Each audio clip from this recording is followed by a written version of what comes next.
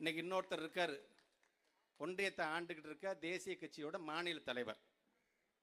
அவரு 6 மாசம் போய் ஒரு இடத்துல படிச்சு, ஆங்கிலத்தில் தானே படிக்க போனாரு. 6 மாசம் வெளிநாட்டில் போய் கோர்ஸ் ஆஃப் கோயபிள்ஸை படிச்சு விட்டு வந்து இங்கே சும்மா வாயை திறந்தா பொய் பொய் பொய். ஆனால் நம்மளை சொல்றாரு நாம பொய் சொல்லிக்கிறோம் என்று ஒரு ரிப்போர்ட்டை வச்சிருக்காருங்க. ஆனால் அவனை ஏசர் ரிப்போர்ட் என்ன தெரியுமா சொல்லிக்கிறது?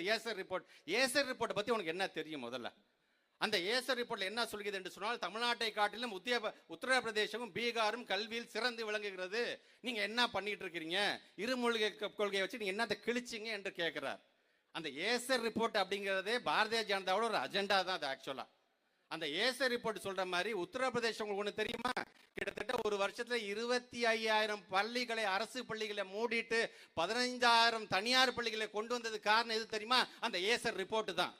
ஆக அந்த ஏசர் ரிப்போர்ட்டை சொல்லி சொல்லி இருக்கிற தமிழ்நாட்டில் இருக்கின்ற எல்லா அரசு பள்ளியை மூடிட்டு இங்க தனியார் பள்ளியை வளர்த்துட்டு தாங்க நினைக்கக்கூடிய மொழிகளை உள்ள கொண்டு வரணும்னு ஆசைப்படுறான். பாத்தீங்களா?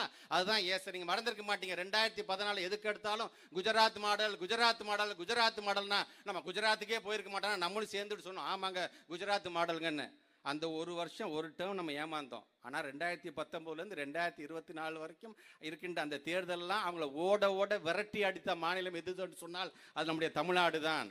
அவர் சொல்றாரு, அந்த மாநில தலைவர் சொல்றாரு, இங்கே ஆண்ட கட்சி, ஆளுகின்ற கட்சி, புதுசா வந்த கட்சி, கனவு காணுகின்ற கட்சி எல்லாம் ஒரு பக்கம் இருந்தாலும் பாரதிய ஜனதா நாங்கள் இந்த மும்மொழி கொள்கையை கொண்டு வந்தேதான் ஆவோம், நாங்கள் தனிமையாக இருந்து கொண்டு வருவோம். சார் நீங்க தனிமையெல்லாம் இல்லை சார், ஓட ஓட விரட்டி தனிமைப்படுத்தப்பட்டவர்களாக இந்த குரல் இருக்கிறது என்பதை நீங்கள் மறந்துடக்கூடாது. நீங்கள்